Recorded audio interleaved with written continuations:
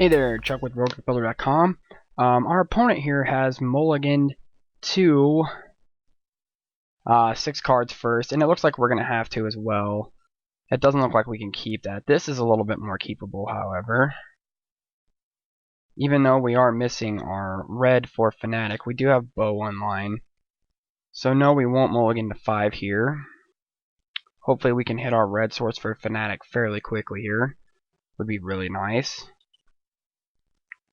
Or we could run into a Swordwise Centaur or something of that nature as well. So we'll see what we come up to here.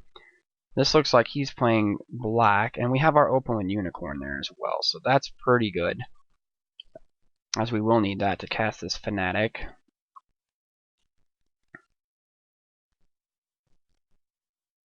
And he's playing blue-black at this point. So we get some Scry in here.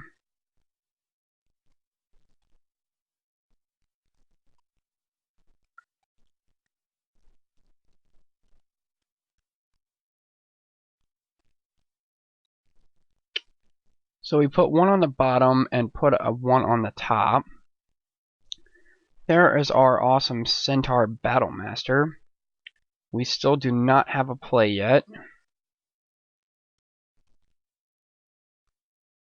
So we'll see what our opponent does here. He plays a land. We don't know if that's what he drew or not. So we'll see what his play is here. He's going to go ahead and swing with the Omen Speaker. Don't have anything to do there, and see what he casts his second half of his turn here.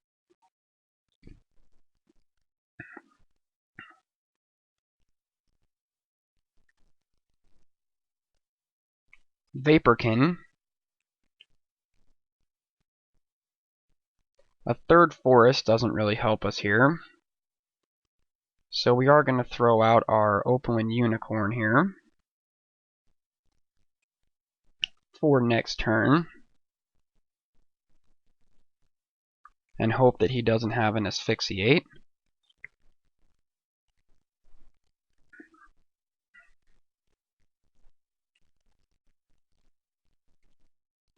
Because if he does, we basically just wasted an entire turn, which would be awful.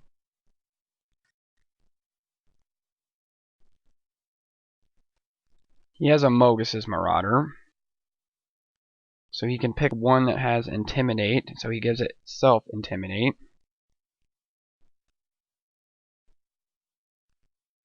So he's going to swing with both of those. So I'm going to take 4 here.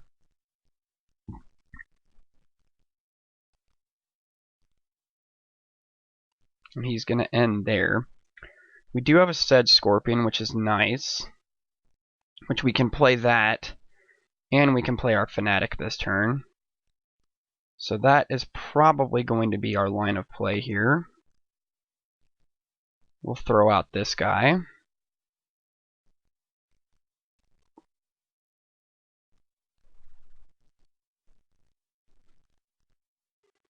So he can either make it a 4/4, or he can make it a 3/3 with haste.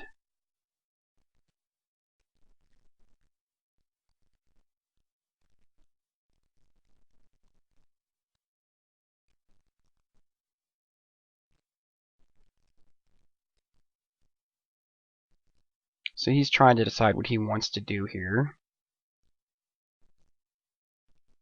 So he just gives me the 3/3 with haste, which is fine.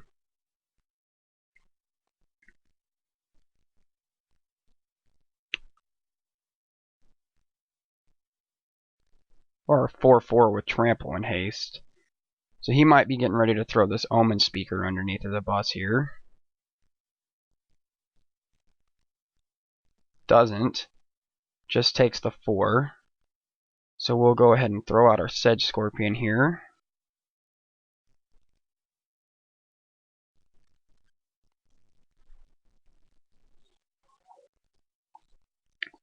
Which his whole purpose is just to get something out of the way here. And Vaporkin can only block creatures with flying, so I have a feeling we're just going to take 2 in the air here, as he's not going to lose his Mogus's Marauder here. That's what I figured we would see happen. And I don't have anything that can combat that right now except for my bow. And he's got Chorus of the Tides here, which is also a flyer. But it also is a 2 flyer. So here what we're going to do is we are going to cast our bow. And we can cast 1 black and 1 green and 2 to target creature with flying here. Get rid of that guy. And we will go ahead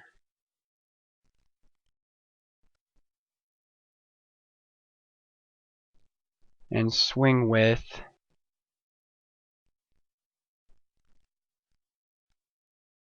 just the 1 and see if he'll double block here.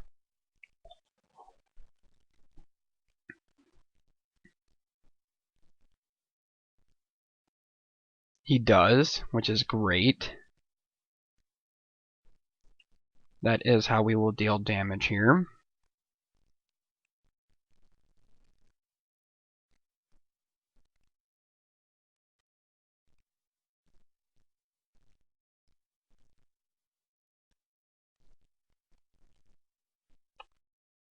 And that seems pretty good to me.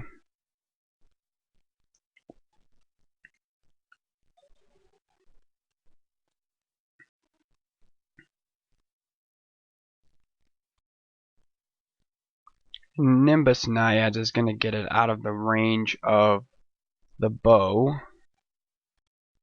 That makes it a 4/3 flyer.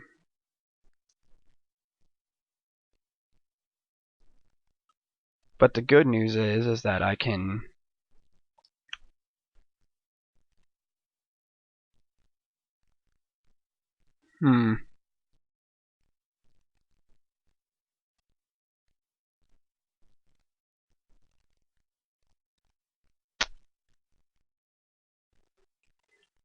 I can cast Farika's Mender here, or I could gain 3 life back.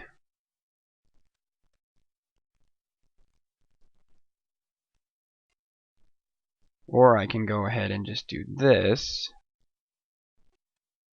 Cast this Mortal's Resolve, or not Mortal's Resolve. Centaur Battlemaster here.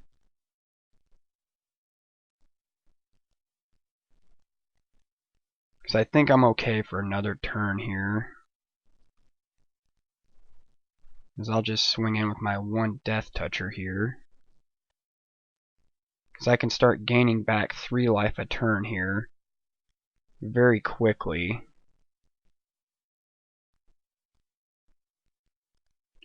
So he's just going to swing 4 in the air again.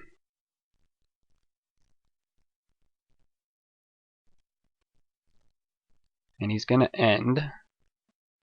So here we get another swamp, which is great. We needed that. So we are going to go ahead. We can only have access to 6 here.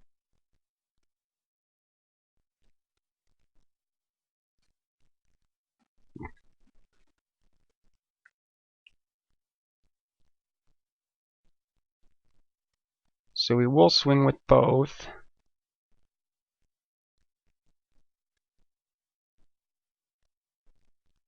We will cast the Mortal's Resolve onto the Centaur Battlemaster here, which will make it a 7/7. And we'll do 8 to him this turn. And then we will gain 3 life here. Puts us up to 8.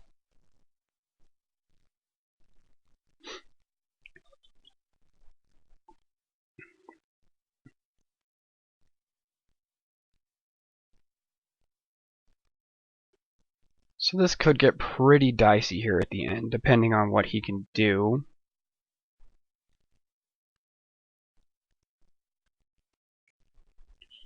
And he goes ahead and concedes game 1. And since he does have the flying, we are going to go ahead and bring in the Fleet Feather Sandals yet again. And once again, we will get rid of this Setessan Oathsworn, as it's probably our weakest card that we have. He is playing black, so he had a lot of black in there. So I feel like we bring in at least one of these Dark Betrayals, and I feel like we can get rid of weight here. Or maybe we just keep in weight and we get rid of the Asphodel Wanderer here.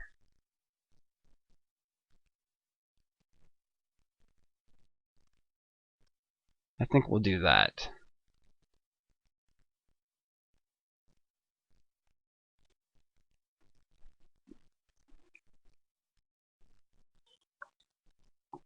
And see what we do here.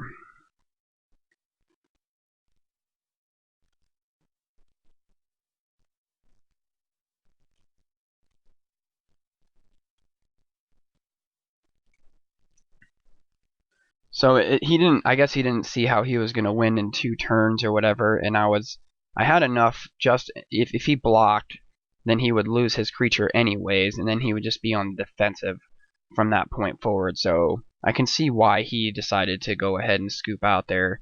And it seemed like he was a little bit.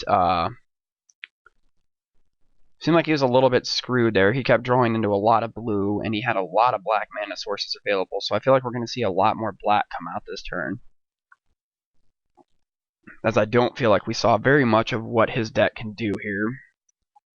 So we might come up with another 2-1 here, or we might actually just lose this altogether, depending on how good his deck is. But we haven't seen a lot of it yet. It seems like he just didn't show us a lot of it last time. And I'm not sure here that I made the greatest choice leaving that Asphodel Wanderer out here. And this actually, again, is going to be a keepable hand. So we will keep this.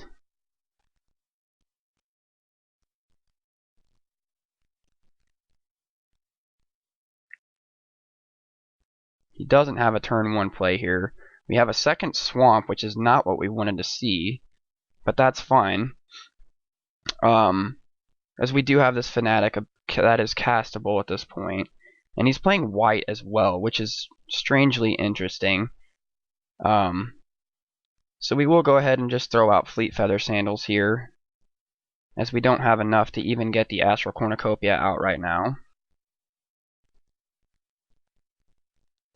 Sedge Scorpion seems pretty good, but we will go ahead and just throw out the Fanatic here and see what his choice is. So he is going to give it haste again until the end of turn. Seems pretty good to me. So I'll go ahead and get him down to a 16 starting off. He finds his 3rd land color here, so I feel like we'll see something come down here. Scholar of Athreos is nasty. There is our second forest.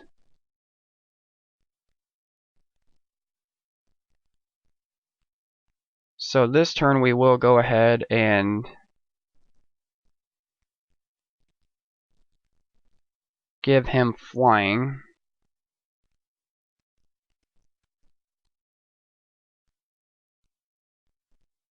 And throw out the Swordwise Centaur here.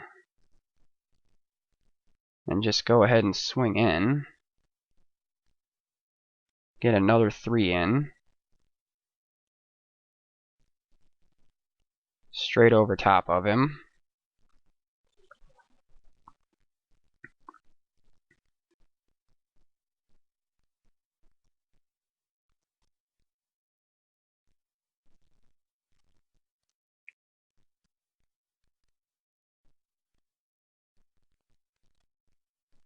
And next turn I feel like we play Bow and just swing in with all. He has a Vaporkin, which can only block creatures with flying, which is pretty good. We have some interesting choices here this turn.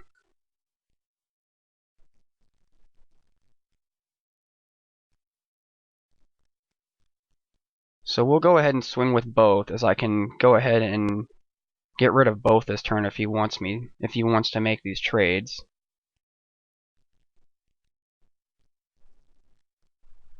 So that's good. That's exactly what we wanted him to do. So that'll give us a 4/3 indestructible. Get rid of his Scholar. He keeps his Vaporkin there, and we will go ahead and just throw out the Astral this turn.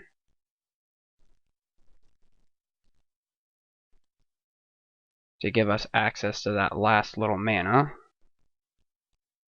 And we will go ahead and use it to make a green and cast Sedge Scorpion here.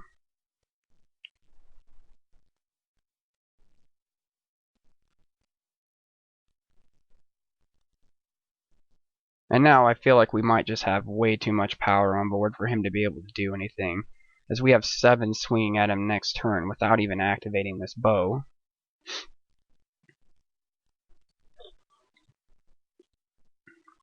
So Bloodsoul Harpy is not that threatening here, even if he leaves him back to block.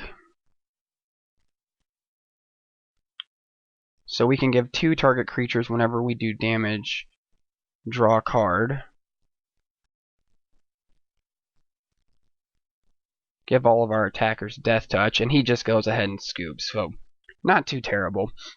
So we go ahead and run away with this one too, as he feels like at this point he just doesn't have what's left to do, because I mean I can just take out either one of his flyers and the game's pretty much over in the next turn, so understandable again.